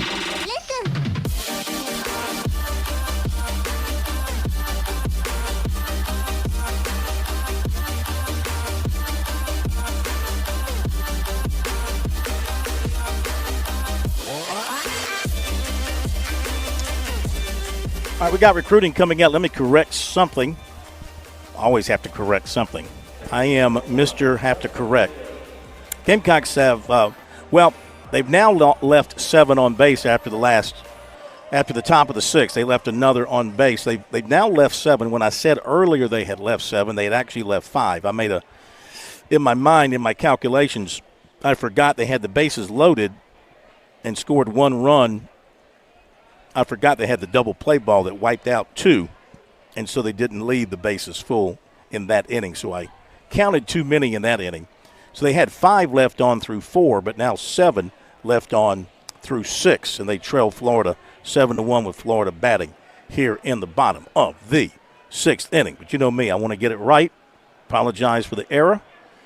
What does it matter, right? You're down 7-1, and I don't think anybody really cares anymore about this Gamecock baseball season. Plummer, you think anybody cares? Do you think the folks at Seawell's care anymore about this Gamecock baseball season? I think they care. How can you not just care? Well, I think that you could say simply that the Seawell's daily buffet is better than this Gamecock baseball season. I think you can say that about every season in history. Yep, because they're undefeated. They never lose. They win every single day they put out the buffet. What do we have the rest of the week, Plummer? So they'll not be open tomorrow. They're closed for a private event, but Thursday they're back with grilled hamburger, steak and onions, pulled barbecue pork, and fried fish nuggets. Friday, no roast beef Friday, but they have sliced beef brisket, teriyaki and lemon pepper chicken wings, and baked flounder fillets. They also have southern fried chicken every day of the week. That's that private event. Is that your graduation party? Are you throwing yourself a graduation party? Yeah, it's just going to be me and myself. I actually rented out the buffet for the day. It'd be the three of you, me, myself, and I. That's who it would be. Yes, me, myself, and I. Rented out the buffet for myself. Good for you. Good for you. And, of course, let Seawells cater that very special event like they're doing for somebody tomorrow. They can do the same for you. Give them a call, 803-771-7385, online at SeawellsCateringSC.com. An update on Clemson target, linebacker Caleb Gordon, 6 feet 217 of Gastonia, North Carolina. Really likes his recruiting coach, Clemson linebacker coach Ben Boulware. He sees a lot of Boulware in himself because similar in size and similar in the way they play. He says he's a downhill guy like Boulware was, and he really is. Gordon had 141 tackles last season. So Clemson's on him. He's going to take an official on May 30th. He was there for a visit in late January when he got his offer, so he's looking forward to this visit. And he really respects Boulware as a coach and as a former player. And like I said, his height, as he put it, his measurables are similar to his, and that's the two can relate to one another really, really well. He says he doesn't have a favorite right now. He plans to announce his commitment either August 12th or August 19th. So the upcoming official to Clemson and the other schools, of course, will be very important. He's already taken an official visit to Virginia. He has East Carolina for June the 8th, and either Arkansas or Pitt on June the 20th. He said South Carolina was one of the schools to come through school to check on him, but they feel like he's too small to play for them in the SEC. Linebacker Tyler Atkinson of Grayson, Georgia, is going to take an official visit to Clemson on May 30th. That's now been set. 2027 cornerback Joshua Dobson of Catawba Ridge. Another big offer for him. It's Ohio State this time. Basketball, South Carolina target, 6'5" Cole Rosario, offered by Providence and BYU. His recruiting is heating up. And 6'4" Corey Corbett of Ridgeview, who has a South Carolina offer, was offered by Nevada. Jamie Shaw reporting that, citing sources. There you go with recruiting. Remember to check it out regularly on our website, SportsTalkSC.com, and on our X account, SC Sports Now, SC Sports Now. Use the search phrase ST Recruiting. Search phrase ST Recruiting. We'll be back to talk Darlington after the break. On Point Weather is made possible by our friends at Palmetto Citizens Federal Credit Union on 107 The Point. Here's tonight's forecast. Overnight showers are possible. We're muggy, the low temp tipping to 72. Tomorrow, we start the day with some showers, but we'll clear for a really nice afternoon. The high is 91. Thursday, Friday, and Saturday looking very good. Sunshine not as hot. 87 Thursday, 79 for Friday, and 80 on Saturday. I'm Cal Moss with your On Point local weather. Dave Ramsey here. Do you want your money to work for you rather than you working for your money? Go see my friends at Palmetto Citizens Federal Credit Union. They're not a mega bank and have been serving the Midlands since 1936, offering good old-fashioned customer service and free services. They'll look out for your financial well-being. With 14 locations, check them out today at palmettocitizens.org. Federally insured by the NCUA. Of civilians. With SRN News, I'm Bob Agnew in Washington.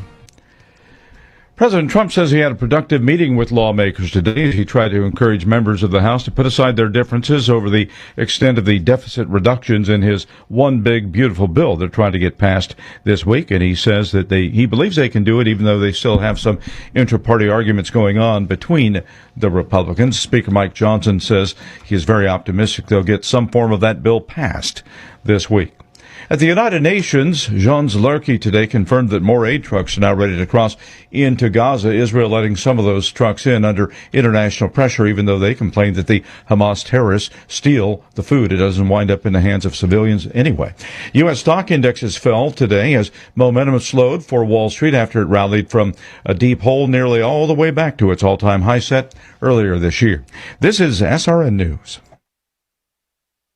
I bet you've heard us say this, you can't pick your power company. So how can you control your power bill? By partnering with Ken and his local team at Broker Solar. Ken, our power is not getting any cheaper. So every year there's typically a rate increase that happens, and the utilities claim that they want to keep up with their operating costs. Now, Broker Solar allows you to take control of that cost, own your power, create it, store it, and then use it when you need it. There's special solar financing that would take advantage of the tax credits. You can have several options on how long you'd like to pay off your solar system and how quick the return could be. No two homes are the same, so you work with homeowners, business owners to fit their needs based on how many solar panels they need and even where they want the panels to go. Most folks prefer it on the roof, but some don't. We frequently get asked about solar on the ground or even on a separate solar structure like a carport or a lean-to that comes off the house. Call Broker Solar. Call them now, 803-807-7417 or online, brokersolar.com. Escape the hustle and bustle of everyday life with Spa MD, your sanctuary of rejuvenation. Feel the tension melt away as our expert team guides you through your customized wellness journey. From soothing massages to revitalizing treatments, we promise a remarkable experience that leaves you feeling renewed and empowered. Discover the calm within every visit. Reach out at 251-9400 or online at visitspamd.com to explore your options. Your oasis of tranquility awaits.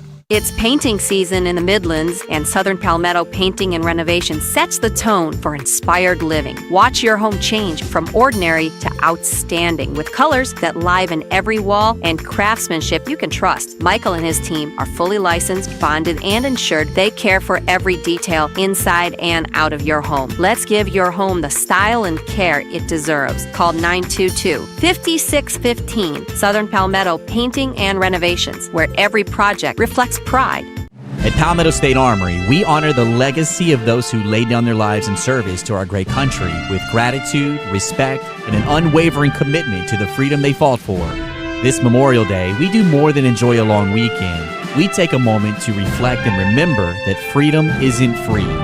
As a nation, we are the living monument to our soldiers' sacrifices, the very reason they volunteered to serve in the first place. From your friends at Palmetto State Armory, we offer a heartfelt salute to our heroes. This is Fran Halloran, the Money Coach. Grow with the point as we build on 10 incredible years of community local radio. We built an environment where our listeners are our family. Are you a small business with big dreams? Join the tremendous stable of advertising partners at The Point. Connect with Kevin Cohen and brainstorm a tailored strategy to escalate your business growth using the powerful platform of The Point. Call Kev directly at 563-8558. Teaming with The Point, you can make the next year your best year.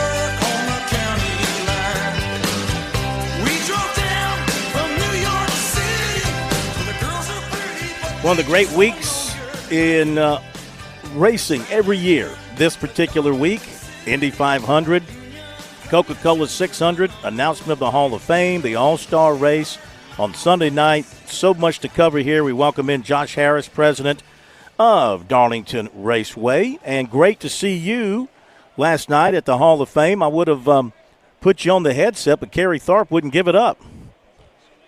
Yeah, Kerry, it was so good to see him and be there for his recognition and all that he's contributed to sports in the state of South Carolina over his career, and we were glad to be there. But, yeah, it was only fitting that as soon as I walk in the door, I see him on the microphone talking to somebody. The man loves to get on and talk, and I know y'all had a number of years of doing this radio show, and I've had the privilege to follow him coming on here every week with you. So it was great to see you guys being able to catch up, and again, certainly a good night to see all of those that were inducted into the Athletic Hall of Fame, and especially there to support our good friend Kerry. Yeah, great event every year. We'll talk about this NASCAR Hall of Fame in just a moment, but I want to get your thoughts on the All-Star race, which I thought was a really good race. The first thing was, of course, I know it's a smaller grandstands all the way around, a smaller track, but, man, it just looked so good. The stands were packed. You had people standing along the wall and the fences all the way around the track. I just think that's a great look, and then the race itself was really good. Yeah, regardless of how many seats you have, anytime that there's a capacity crowd, you've sold all the tickets that you can sell. It makes you feel great as a promoter, as a general manager, as a president, whatever the role is. It always feels good, and it was certainly I think this is year 3 with the All-Star race at North Wilkesboro to see fans still showing up, packing that place out, and kudos to Speedway Motorsports and all the investment they've made, and to NASCAR for being willing to go back. I think this 3rd edition, like you said, was probably the best race of the 3 that we've seen so far, and I think that hopefully bodes well for the future, whether it's All-Star race or any other race there. You feel like moving forward, North Wilkesboro looks like a good continuing home for that event? I think in the short term, it's provided great nostalgia going back there in the first couple of years that maybe overshadowed the fact that you had a couple of dominating performances by Kyle Larson and then Joey Logano. But, this year you got a good short track race, different lead changes throughout. You had different drivers able to get up there and mix it up. And with that last, promoter's caution to bunch the field back up, and Christopher Bell was able to battle there with Joey Logano in those last 25 laps. It was a good race all the way around, and probably one of the better short track races. So I think it certainly got a place on the schedule. I think they've done a phenomenal job hosting it as the All-Star event. And we'll just see how the schedule shakes out as it comes out next year. But I wouldn't be surprised, with as well as it's gone over there for it to be the All-Star race again in 26. Would you, speaking of the promoter's caution, is that something you would like to see in regular races? No, I think, that's something fun for an all-star race. I think when you look across the landscape at various all-star events in professional sports, ours probably has to be the most competitive, The guys are out there fighting just like they would for a regular season win, and that's great to see. And you can do some unique things with the format and, this caution. Years ago when it was run at Charlotte, they would just say, hey, we're gonna throw the caution and we're gonna have a 10-lap shootout at the end. So this was, in essence, you kind of knew when it was going to happen there and towards the end leading up to lap 220, which sets up about a 25-lap shootout on a short track. So in some ways, yes, it's a little bit of the unknown, a little unconventional, but it's not too far off from the way we've done some things in all-star races in the past. Although for the regular season and the playoff races, I think sticking to the stage breaks that are predetermined and then natural cautions as they occur. Sure. Visiting with Josh Harris of Darlington. So today they announced the 3 new inductees into the NASCAR Hall of Fame. What'd you think of this 3-person class? Well, I think it's a really, really good class. First of all, Kurt Busch, I think, obviously being in part of that epic battle with Ricky Craven here at Darlington, which for so long was the closest finish in NASCAR history, winning championships, Daytona 500, the wins he's racked up in his career. I think he's certainly deserving. Harry Gant, stepping back a few years, Handsome Harry, famous for that Skull Bandit, number 33 car. I love to see him get in. There's a lot of success at Darlington Raceway over the years as well, so that's cool. And then Ray Hendrick, kind of on that pioneer ballot, really looking back into our history. So I think it's a really solid class, well deserved by all three. And I think the committee had, some tough choices to make, but they didn't go wrong with these choices by any means. And of course, Humpy Wheeler being honored as well. Of course, he's an individual with strong ties to our state, former football player at South Carolina. And your thoughts on what Humpy Wheeler did to help promote not just the racing at Charlotte, but just the idea of heavy promotion for races all around the organization? Well, I think, Humpy was probably one of the most well-known promoters of probably the last 40 years in NASCAR. And really, as the sport was taking off from a little bit of a regional to a much more national and global stage, the things that they were doing at Charlotte Motor Speedway outside of the race itself on the track, some of those things you had to be there. And I think it was very creative. He had a mind that, he was willing to push the boundaries, push the limits a little bit. He probably on many occasions asked for forgiveness and not for permission on some of the things that they came up with. And it set up, a precedent for, things are probably not exactly the same today and what we can and can't do, but certainly was creative. And, I think back to some of the early, leaders, even at Darlington, and how they had to go out and promote, and really the role of the track president for so many years, and even now still, it's our job to get out and promote. But it's evolved over the years, and Humpy was one of the original true, creative minds behind some of the things that we've seen at the tracks over the years. Going back to Harry Gant for just a moment, when you referred to him as Handsome Harry and the Skull Bandit, that brought to memory his relationship with Burt Reynolds. And, I mean, that was back in the 80s. I don't know how familiar you are with what was going on there. Do you know much about their relationship and how popular that was in NASCAR back then? I've seen it a little bit. I've read it a little bit. And as a kid that loved watching the Smokey and the Bandit movies, I'm looking at this picture right here that NASCAR posted for his Hall of Fame photo, to announce it. And he's wearing the Burt and Hal's Skull Bandit, hat. So, yeah. Always cool to see that crossover between, Hollywood and stars and our sport. And I think that's a really neat tie-in there, and something that certainly it was a fit, between the two of them, NASCAR, the movies they were putting out at the time, and fast cars and running, maybe not moonshine, but other beverages across the state line. So a lot of fun similarities and something to tie the two together. So, crazy weekend for Kyle Larson. How do you think he's going to handle the double? Hopefully the weather will work in his favor. He won't have any issues there, any travel issues and all that. How do you think it's going to work out? I think for Kyle, probably it's probably a little more relaxed this time. Kind of knows what to expect. Last year everything was new with all the travel back and forth, the different amounts of practice that IndyCar has leading into the 500. Then dealing with the stress of the race day itself and all the weather that we're dealing with.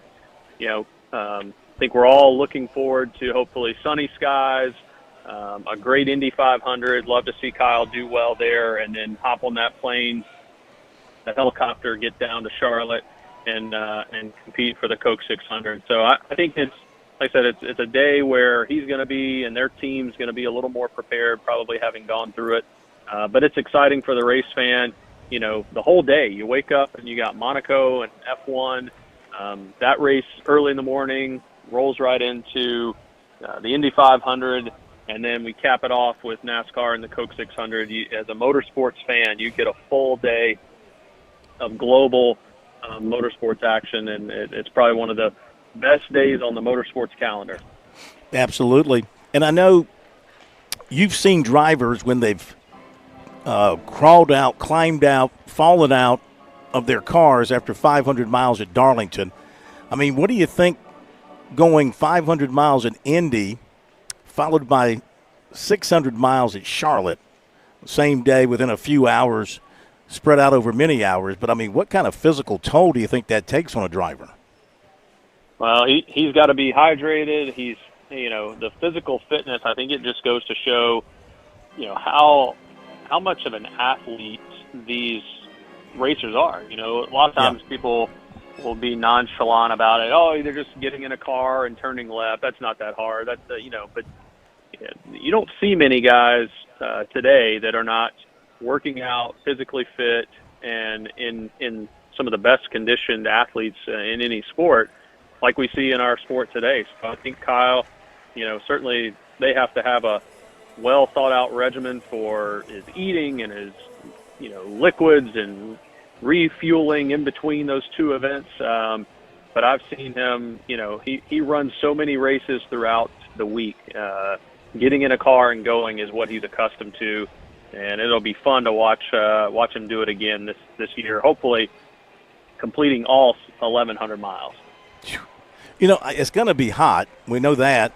You think he's aided somewhat by the fact that Indy is open car, so you got a lot of wind blowing on you, and then most of the 600 is under the lights at night, so you don't have the sun beating down on you. You think that helps?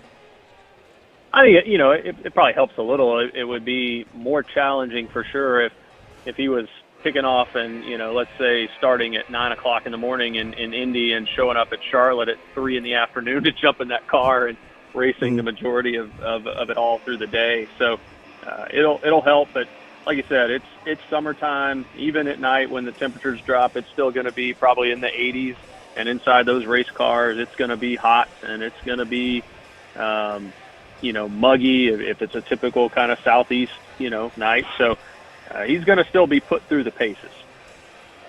Well, so we know this is the big holiday weekend right now, Memorial Day. We know the next big holiday weekend of racing is going to be Labor Day at Darlington, the first playoff race. Everybody should have that appetite to get to Darlington, buy those tickets. I know you got some tickets still left. What's still out there for people to buy? Yeah, we're kicking off the kind of the official kickoff to summer this weekend with Memorial Day, and then we'll have the kind of the official close of summer, Labor Day weekend, right about 100 days away. We can't wait. So tickets are available, darlingtonraceway.com, whether you're family coming out, you want to camp out with us, still got some camping spots. If you want to come out both with the Truck Series and the Cup Series, it's a doubleheader playoff weekend, Saturday and Sunday. Special discounts for our military, first responders, teachers. So tickets are still available, but as we've seen over the last couple of years, we'll get to that sellout as we get closer. So don't delay, don't wait. Give us a call at 866-459-RACE or get on the line, darlingtonraceway.com, and get your tickets today. There you go. I should mention, too, of course, you got July 4th weekend. The race is on July 6th, so technically it's not on July 4th. That's going to be the street race in Chicago, which is going to be a lot of fun as well. So I guess we have to kind of consider that a holiday weekend race as well. So you got one more holiday weekend race, but then the big holiday weekend coming up on Labor Day. That's right. You got the start of the summer, we got the middle of the summer, and then no better way to wrap up summer than Labor Day weekend, the Southern 500 at Darlington. Josh, as always, we thank you. Enjoy the rest of the week and the weekend, and we'll talk to you next week. All right. Thanks, Phil. Appreciate it. Always a pleasure. Thank you very much. Okay, Josh Harris, president of Darlington. Going here to we're in the bottom of the 7th, and Florida continues to lead South Carolina 7-1. So the Gamecocks are in that. Well, Florida still has some work to do to run rule them, but they do have runners on the corners and 2 out. So South Carolina has to be careful not to fall any more behind if they're going to have a chance to try to put a rally together here. And we'll be back in a moment. We're with Major Billy Downer of the Department of Natural Resources. Major Downer, let's say I'm out in the woods or I'm on the water and I need to reach a DNR agent. How do I do that? Operation Game Thief, Phil. It's been around 30-plus years. You can call us at our 24-hour hotline any time of day, 1-800-922-5431. To report wildlife violations or to get help if you're in trouble in the woods or on the water, call us at Operation Game Thief, 1-800-922-5431. There's a lot of things we take for granted in our lives. Your home's AC will run cool. Your drive-through coffee will be hot. And the car will start when it's time to take your kids to school. It's when things don't go as planned that you start thinking about who to call and where to turn. The good thing is, you can prepare for life's most difficult days by calling the Larry Lucas Agency today. Larry is a State Farm agent that has been taking care of people across South Carolina for more than 2 decades. You probably have insurance, but switching is easy, and bundling can save you hundreds or more. Most importantly, the Larry Lucas Agency can help you choose the protection you want at the price you want. All backed by South Carolina's #1 home and auto insurance company. Visit LarryLucasAgency.com today or give Larry a call at 803-799-1998. Like a good neighbor, Larry Lucas State Farm is there.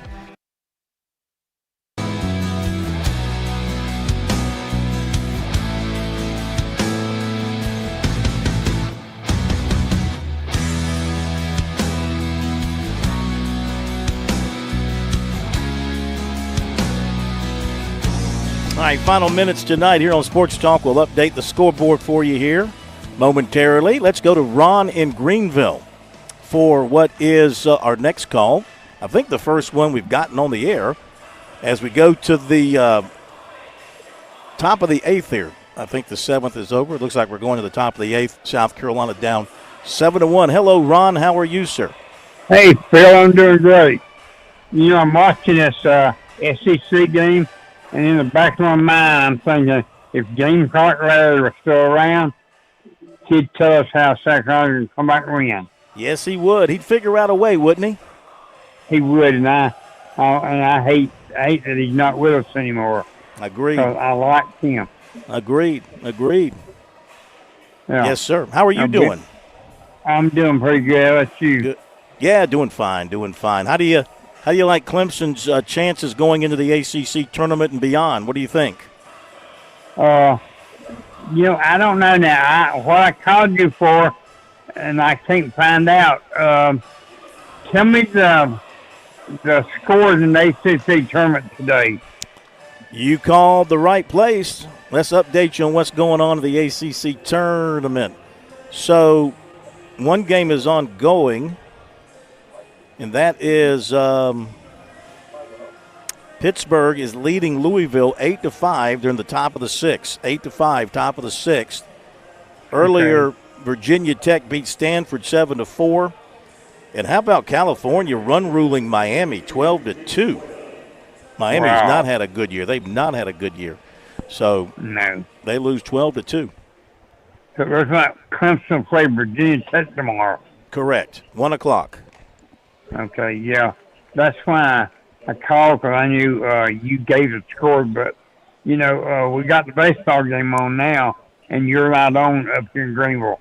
Yeah, understand that. You can always get us on the stream. You can watch us or listen to us on the stream. Don't forget that. Okay. Yep. Well, all I got is a TV here. Well, you got a phone. You got a phone.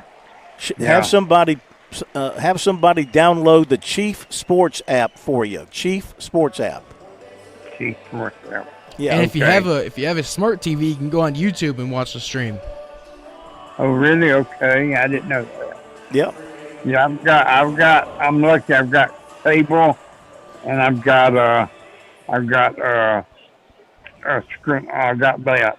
Yep. Find the stream anytime we get preempted. Find us on the stream if you want to stay with us. Okay, I'll do that. I appreciate the information. Yeah, man. Take care of yourself. Good hearing from you. I feel. Bye-bye. Buddy Ron up in Greenville. Always good hearing from him. Okay, so we've updated the ACC. Let's give you the other scores. There aren't all that many going on today. There's a few, but not all that many. So we told you about the ACC. Let's take a look at the see who's playing here. They're not playing yet. The Big Ten, Illinois 6-5 over Michigan in 10, and Rutgers has beaten Indiana 5-2. So those are the first two finals there. Most tournaments are cranking up tomorrow. Let's see who else we got here playing. Ivy League. How about some Ivy League? Yale and Harvard, their big rivalry. Harvard beats Yale 3-1. And they're playing this at H.W. Bush 48 Field in West Haven, Connecticut. Anyway, Harvard 3-1 over Yale. Columbia beats Penn 4-3. Well, I'm sorry. This was played last week.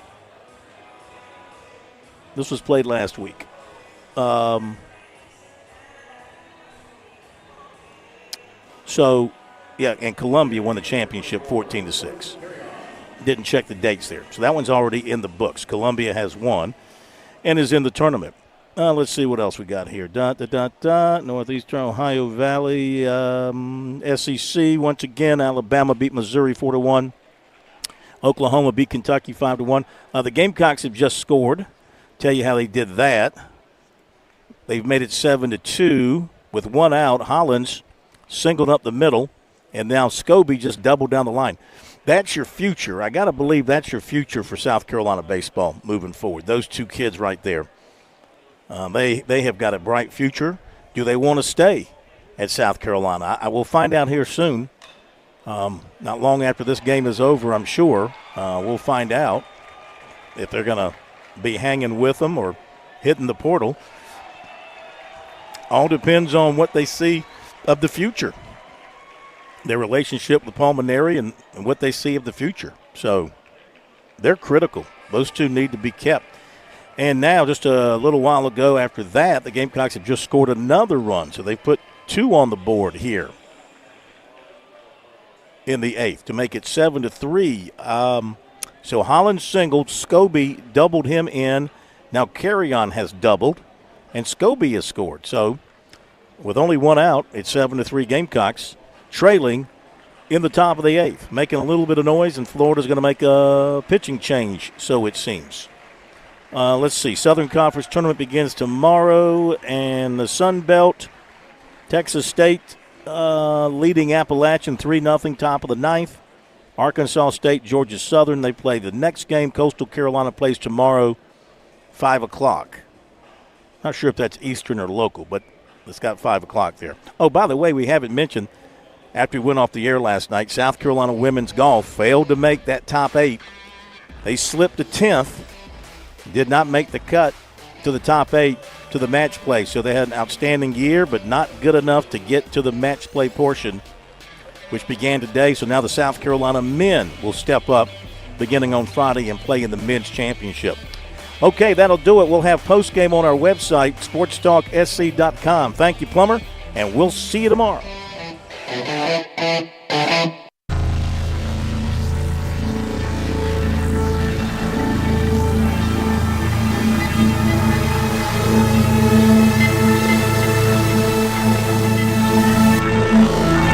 WQXL Columbia, W264DF. Grills, outdoor kitchens, and fireplaces. Spring Sizzle starts with Bart. This is 107 The Point. Breaking news this hour at townhall.com. I'm Bob Agnew in Washington. One big, beautiful bill. That's what President Trump says he wants, and he lobbied lawmakers on Capitol Hill